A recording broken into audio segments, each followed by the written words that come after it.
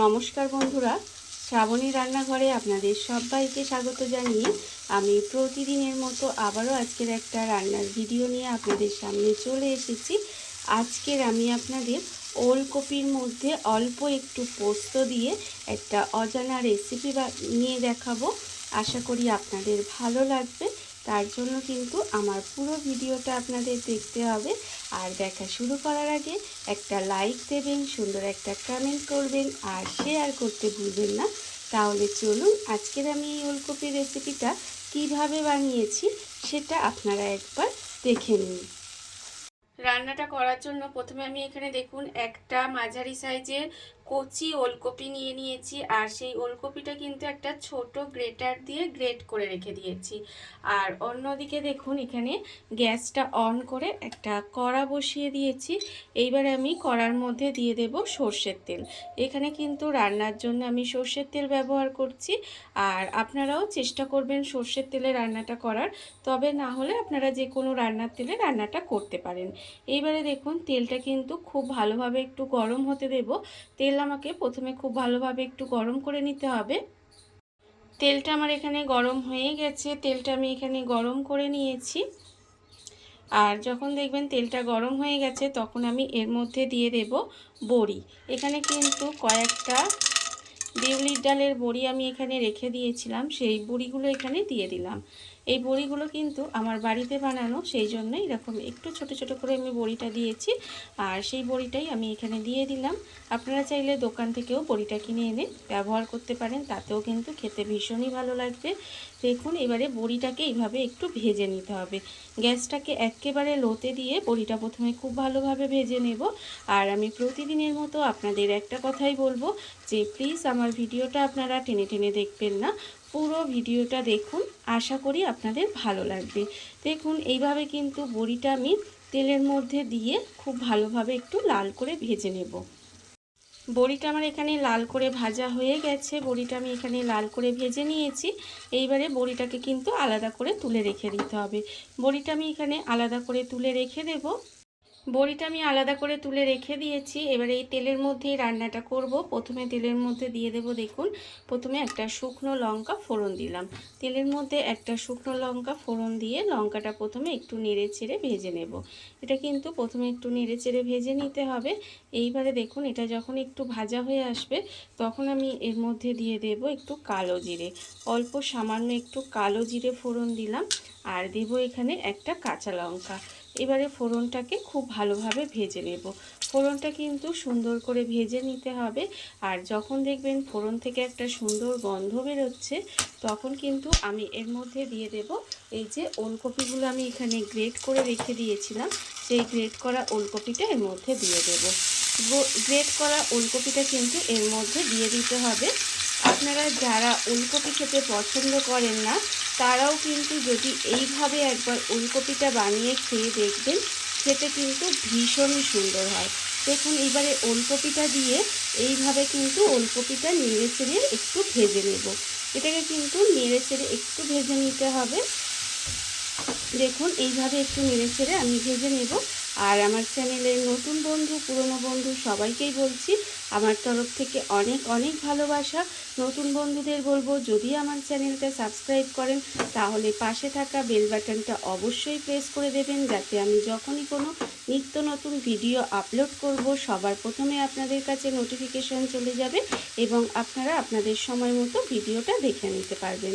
আর পুরনো বন্ধুদের বলবো যে এইভাবে আমার পাশে থাকার জন্য, আমাকে এগিয়ে যেতে সাহায্য করার জন্য আপনাদের অসংখ্য অসংখ্য ধন্যবাদ। দেখুন আমি কিন্তু ওলকপিটাকে এইভাবেই একটু তেলের মধ্যে দিয়ে নেড়ে চেড়ে একটু সময় এইভাবে একটু রান্না হতে দেব।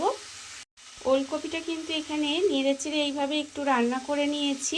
দেখুন এইবারে আমি এটাকে, এর কিন্তু এই যে জলো জলো ভাবটা আছে এতেই কিন্তু রান্নাটা হয়ে যাবে। গ্যাসটাকে একেবারে লোতে দিয়ে দেব, দিয়ে এইভাবে ঢাকা দিয়ে একটু সময় এটাকে রান্না হতে দেব। এইভাবে কিন্তু একদম গ্যাসটাকে লোতে দিয়ে দেবেন, দিয়ে ঢাকা দিয়ে একটু এইভাবে রান্নাটা হতে দিতে হবে। ঢাকা দিয়ে আমি এইভাবে 2 থেকে 3 মিনিট মতো একটু রান্না হতে দিয়েছিলাম। দেখুন এবার ঢাকাটা খুলে নিলাম, খুলে নিয়ে কিন্তু আর একটু সময় এটাকে এইভাবে একটু নাড়াচাড়া করে নেব। নিয়ে এবার এর মধ্যে দিয়ে দেব, দেখুন এখানে দেব আন্দাজ মতো নুন, আর দেব আমি এখানে হলুদের গুঁড়ো, আর আমি দেব এখানে চিনি। এখানে কিন্তু অবশ্যই একটু মিষ্টি দেবেন, তবেই কিন্তু এটা খেতে ভালো লাগবে। এইবারে দেখুন নুন, হলুদ গুঁড়ো আর চিনিটা দিয়ে এইভাবে একটু মিশিয়ে দেব। বাড়িতে থাকা খুব কম উপকরণে কিন্তু রান্নাটা হয়ে যায়, আর খেতে কিন্তু ভীষণই সুস্বাদু হয়। আমি প্রথমেই বলেছি যে যারা ওলকপি খেতে পছন্দ করে না, বা এই ওলকপি জিনিসটা দেখবেন অনেকেই পছন্দ করে না, তাদেরকে যদি এইভাবে আপনি রান্নাটা করে দেন, তাহলে দেখবেন খেতে কিন্তু ভীষণই সুন্দর হয়, আর তারাও কিন্তু এটা খেয়ে নেবে। এবারে দেখুন এইভাবে আমি নুন, হলুদ আর চিনিটা দিয়ে খুব ভালোভাবে এটাকে মিশিয়ে এইভাবে একটু সময় মিশিয়ে নিলাম, মিশিয়ে রান্না করে নিলাম। মশলাটাকে এইভাবে একটু ভালো করে যাতে সব কিছুর সঙ্গে সব কিছু খুব ভালোভাবে মিশে যায়, সেই জন্য এইভাবে একটু মিশিয়ে এটাকে নিতে হবে। দেখুন এইভাবে একটু মিশিয়ে নিলাম, নিয়ে এবার এটাকে আবারও একটু ঢাকা দিয়ে এইভাবে রান্না হতে দেব। এটাকে কিন্তু এইভাবে ঢেকে ঢেকেই একটু রান্নাটা করতে হবে, তাহলে দেখবেন ওলকপিটা কিন্তু সুন্দরভাবে রান্না হয়ে যাবে। আর এটা যতক্ষণ এখানে ঢাকা দিয়ে রান্না হচ্ছে, ততক্ষণ দেখুন আমি অন্যদিকে এদিকে যে বড়িটা এখানে ভেজে রেখেছিলাম, এই বড়িটা কিন্তু এবারে একটু আধ ভাঙা করে গুঁড়িয়ে নেব। বড়িটা কিন্তু একটু আধ ভাঙা করে নিতে হবে। বড়িটা আমি এখানে আধ ভাঙা করে একটু এইভাবে গুঁড়ো করে নিয়েছি। আর এখানে দেখুন ওলকপিটা যে ঢাকা দিয়ে রান্না হতে দিয়েছিলাম, সেটাও কিন্তু অনেকটাই রান্না হয়ে গেছে ওলকপিটা। এইবারে এইভাবে একটু নেড়ে নেড়ে, আর ঢাকা দেওয়ার দরকার নেই, ওলকপি কিন্তু একদম সিদ্ধ হয়ে রান্না হয়ে গেছে, দেখে বুঝতেই পাচ্ছেন। এবার এটাকে একটু এইভাবে নেড়ে নেড়ে কিন্তু এই যে জলো জলো ভাবটা আছে না, এটা একটু শুকনো করে নিতে হবে। এইবারে আমি এই জলো জলো ভাবটা একটু শুকনো করে নিচ্ছি, আর এর মধ্যে কিন্তু ঝালের জন্য আরও দুটো কাঁচা লঙ্কা ব্যবহার করলাম। আপনারা কতটা ঝাল খাবেন সেটা বুঝে কিন্তু এই কাঁচা লঙ্কাটা ব্যবহার করবেন। দেখুন, কারণ এখানে গুঁড়ো লঙ্কা দিইনি, কাঁচা লঙ্কার ঝালটাই কিন্তু এখানে দেওয়া আছে। এবারে এইভাবে একটু নেড়ে নেড়ে রান্নাটা করতে হবে, আর ঢাকা দেবো না।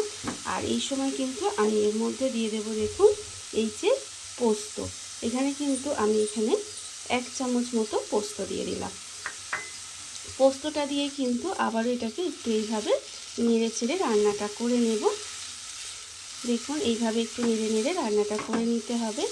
আর এই সময় একই সময় আমি এর মধ্যে দিয়ে দেব, এখানে আমি যে বড়িটা আধ ভাঙা করে গুঁড়ো করে রেখেছি, সেই বড়িটাও কিন্তু এর মধ্যে দিয়ে দিলাম। দেখুন এর মধ্যে বড়িটাও দিয়ে দিয়েছি, দিয়ে এবার এটাকে মিশিয়ে এইভাবে একটু সময় রান্নাটা হতে দিতে হবে। আপনারাই বলুন যে এই ওলকপির রেসিপিটা যদি থাকে, তাহলে গরম ভাত দিয়ে খেতে কেমন লাগবে। আপনারা বানাবেন, বানিয়ে তারপরে আমাকে কমেন্টের মাধ্যমে জানাবেন যে আপনাদের কেমন লেগেছে এই ওলকপির রেসিপিটা। দেখুন এইভাবে কিন্তু একটু নেড়ে চেড়ে এটাকে একটু রান্না করে নিতে হবে। পোস্ত আর বড়িটা দিয়ে কিন্তু আমি এইভাবে একটু নেড়ে চেড়ে রান্নাটা করে নিয়েছিলাম। আর দেখুন এই যে জলো জলো ভাব একদম শুকিয়ে গিয়ে একদম ভাজা ভাজা হয়ে যাবে, এটা কিন্তু এইভাবেই রান্নাটা করতে হবে যাতে একটু ভাজা ভাজা হয়ে যায়। দেখুন রান্না আমার একেবারে রেডি হয়ে গেছে। এইবার আমি গ্যাসটা অফ করে দেব, আর আপনাদের পরিবেশন করে দেখাবো ঠিক কেমন হলো। দেখুন বন্ধুরা, বাড়িতে থাকা কত অল্প উপকরণে, কত অল্প সময়, কত সুন্দর একটা ওলকপির মধ্যে অল্প একটু পোস্ত দিয়ে একটা অজানা রেসিপি তৈরি হয়ে গেছে, আপনারা দেখতেই পেলেন। আর এটা কিন্তু খেতে ভীষণই সুন্দর হয়। এইভাবে আপনারাও একদিন হলেও বাড়িতে বানিয়ে দেখতে পারেন। আর এই ভিডিওটা যদি আপনাদের ভালো লেগে থাকে, আপনারা আমার চ্যানেলটা সাবস্ক্রাইব করে এইভাবে আমার পাশে থেকে যেতে পারেন। তাহলে চলুন আজকের ভিডিওটা এই পর্যন্তই। নমস্কার।